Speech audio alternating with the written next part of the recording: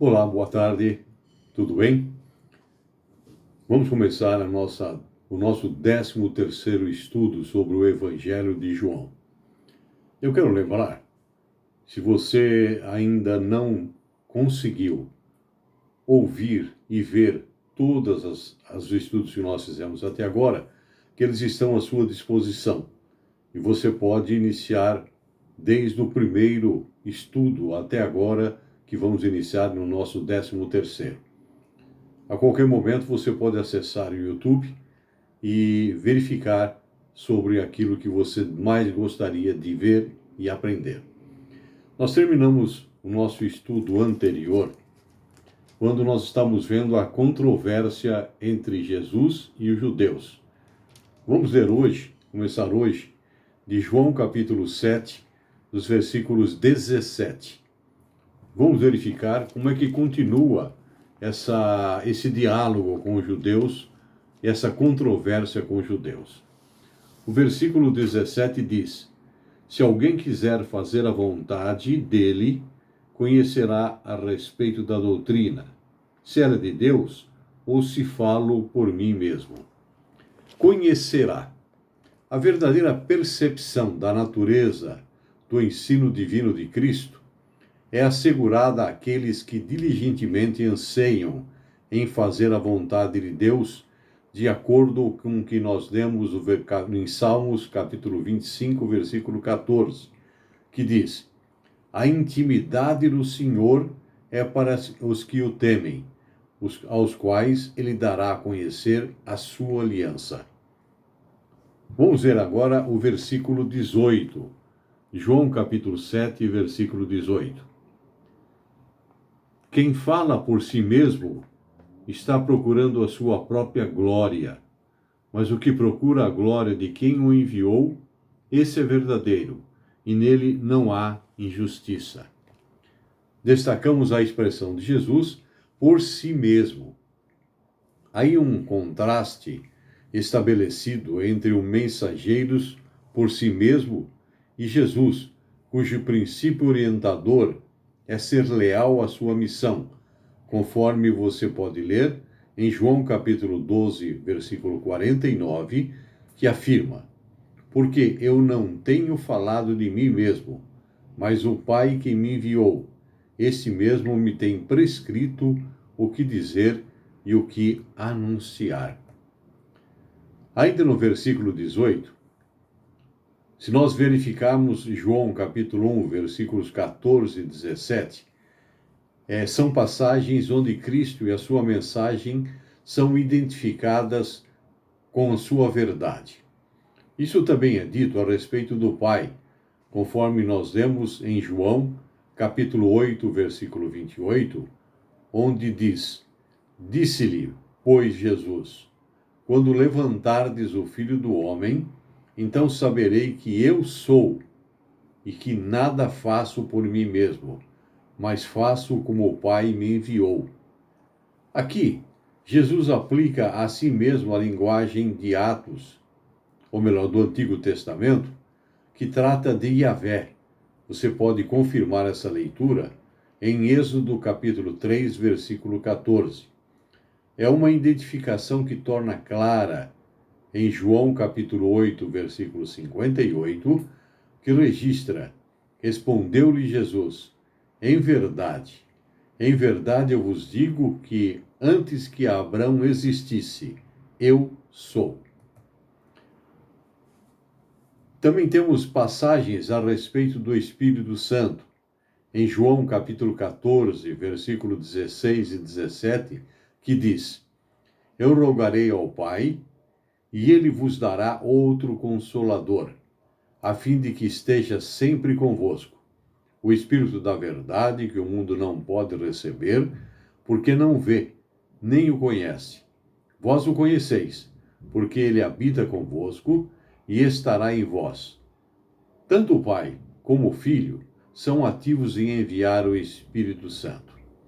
Ele é o Espírito de Deus, o Espírito do Pai, conforme nós lemos em Gênesis capítulo 1, versículo 2. E também é o Espírito de Cristo, o Filho, registrada em João, ou melhor, em Romanos, capítulo 8, versículo 9, onde nós lemos: Vós, porém, não estáis na carne, mas no Espírito, se, de fato, o Espírito de Deus habita em vós.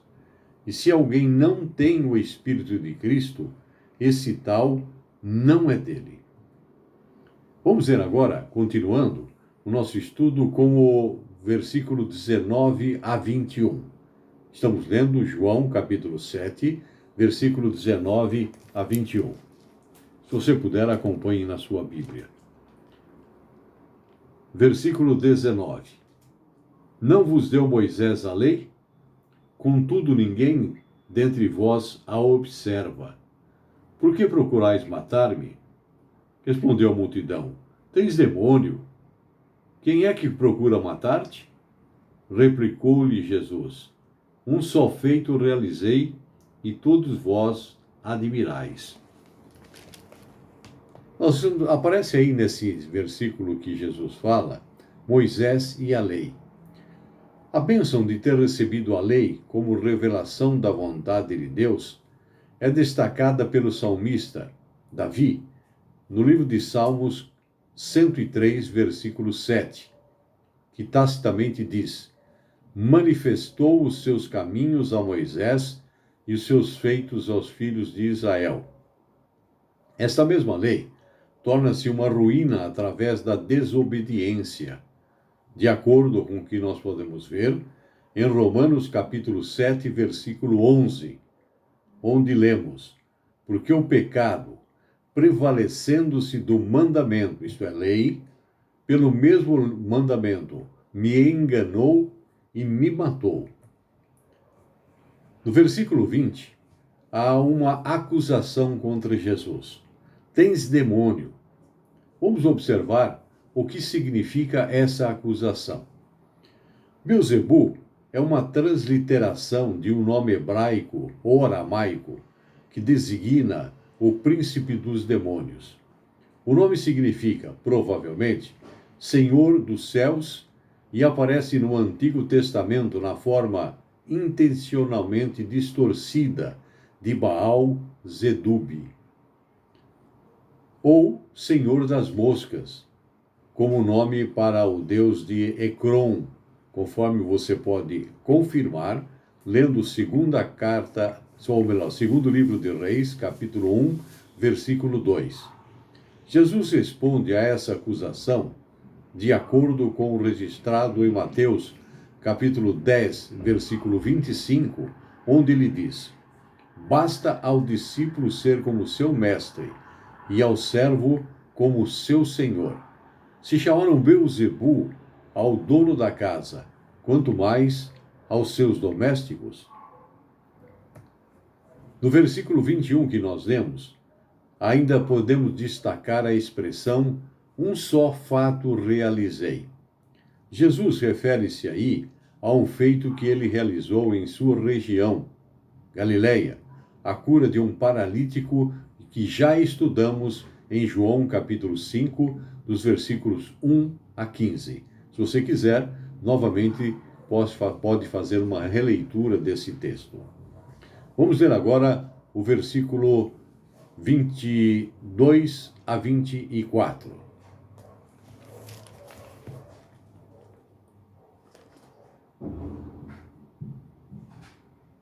Pelo motivo de que Moisés vos deu a circuncisão, se bem que ela não vem dele, mas dos patriarcas, no sábado circundais um homem.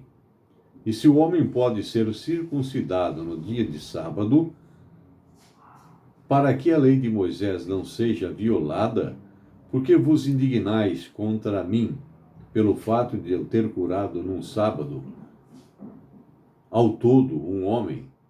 Não julguei segundo a aparência, e sim pela reta justiça. Vamos falar um pouquinho sobre a circuncisão.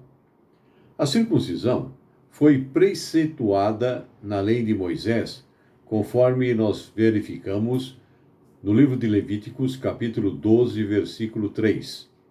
Mas foi previamente instituída por Deus no dia de Abraão, de acordo com o livro de Gênesis, capítulo 17, versos 10 a 14.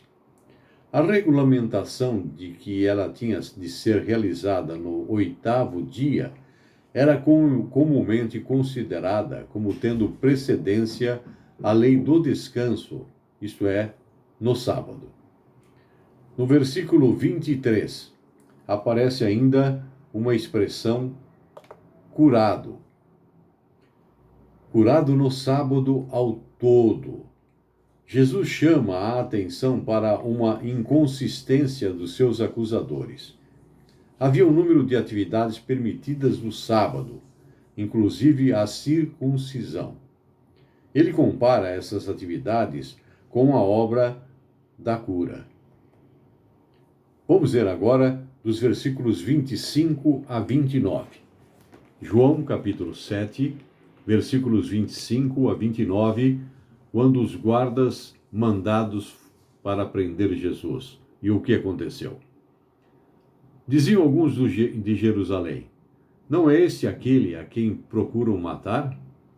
Eis que ele fala abertamente, e nada lhe dizem. Porventura, reconhece verdadeiramente as autoridades que este é, de fato, o Cristo? Nós, todavia, sabemos de onde é. Quando, porém, vier o Cristo, ninguém saberá de onde é. Jesus, pois, enquanto ensinava no templo, clamou dizendo: vós não somente me conheceis, mas também sabeis de onde eu sou. Eu não vim porque eu, de mim mesmo, o quisesse. Mas aquele que me enviou é verdadeiro, aquele quem vós não conheceis. Eu o conheço, porque venho da parte dele e fui por ele enviado. Versículo 27, chamamos atenção à expressão: todavia sabemos de onde este é. O povo sabia que Jesus era da Galileia, conforme nós lemos em João, capítulo 7, nos versículos 41 a 52.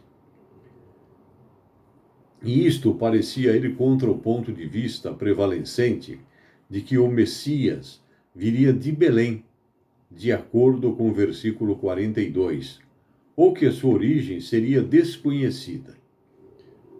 Jesus, em resposta, prefere apontar para a sua origem divina do que para uma localidade terrena. Ao falhar em reconhecer a sua missão divina, o povo mostrou sua ignorância no plano de Deus, apesar dos milagres que eram prova da aprovação divina, conforme nós lemos no versículo 31 desse mesmo Evangelho 7 de João. Vamos ver agora versículos 30 e 31. João capítulo 7, versículo 30 e 31. Acompanhe. Então, procuravam prendê-lo, mas ninguém lhe pôs a mão, porque ainda não era chegada a sua hora. E, contudo, muitos de entre a multidão creram nele e diziam: quando vier o Cristo, fará, porventura, maiores sinais do que este homem tem feito? Versículo 30.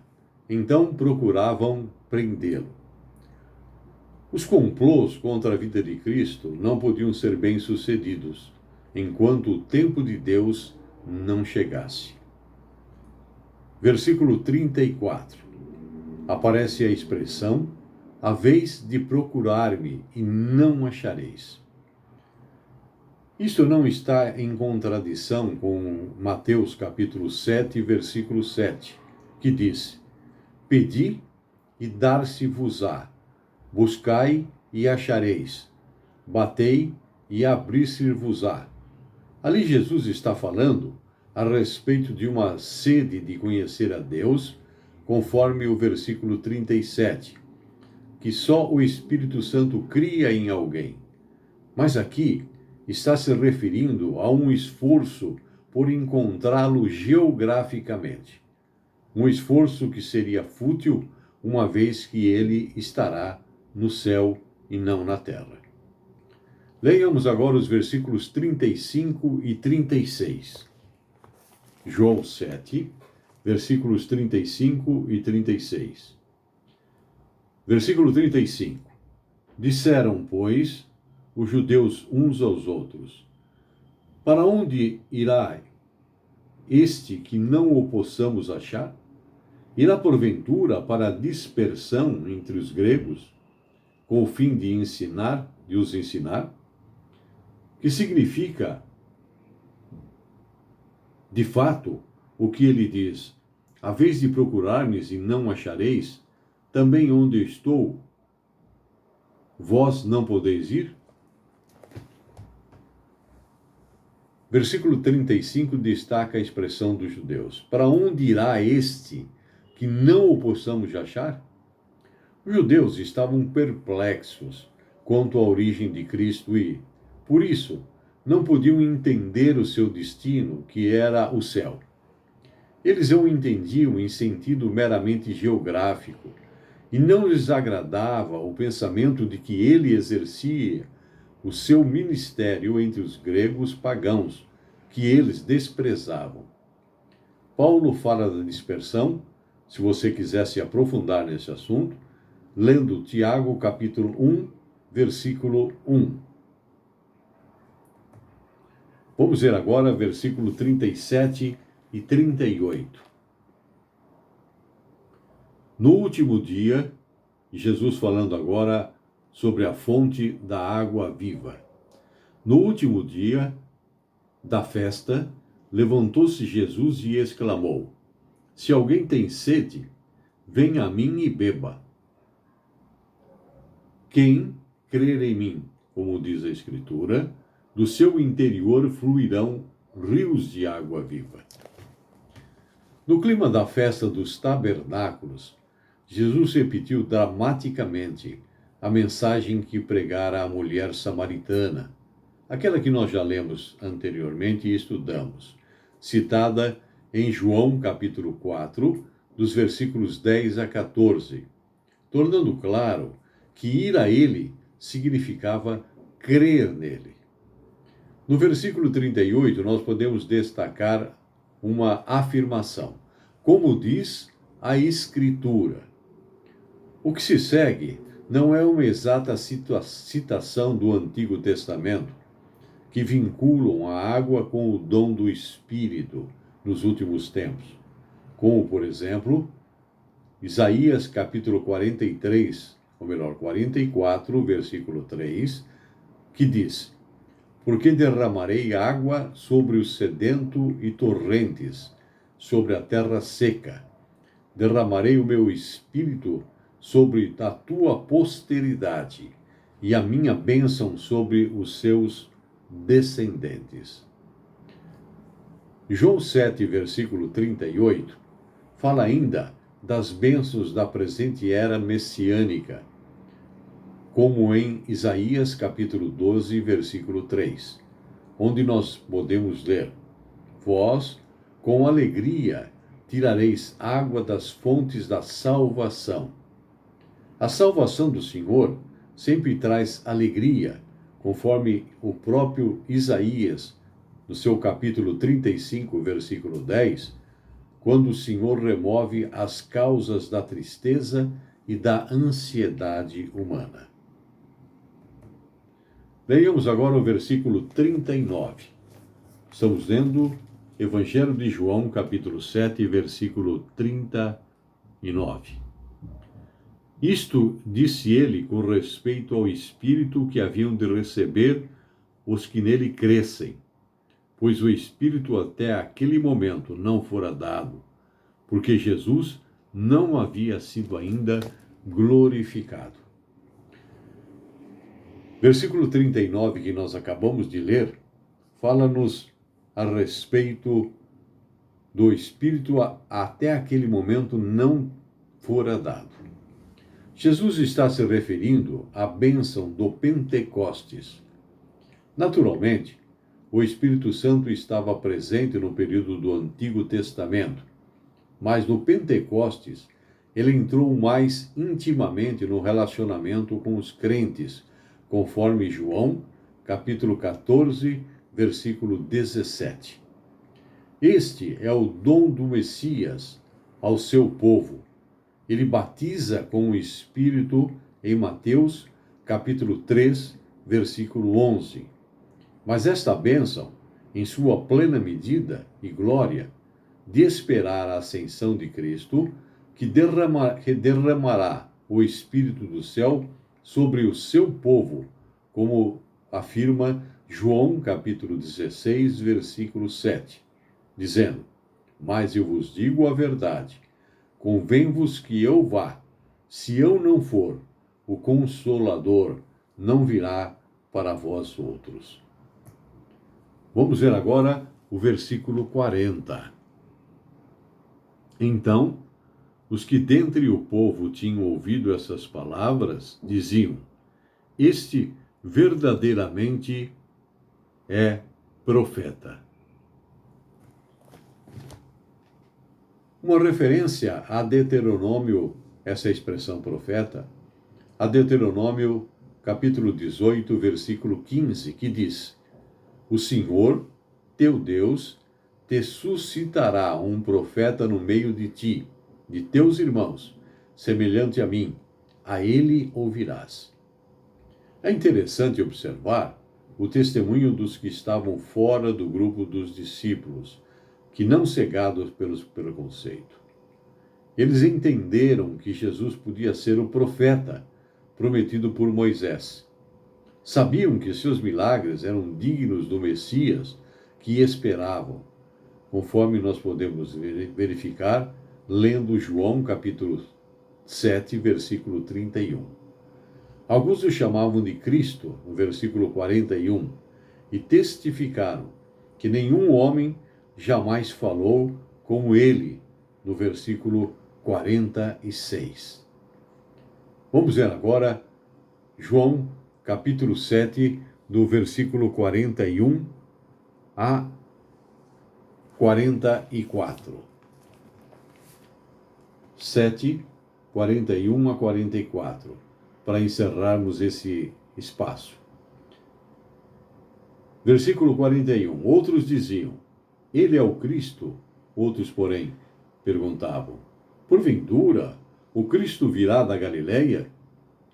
Não diz a Escritura que o Cristo vem da descendência de Davi e da aldeia de Belém, donde Davi era?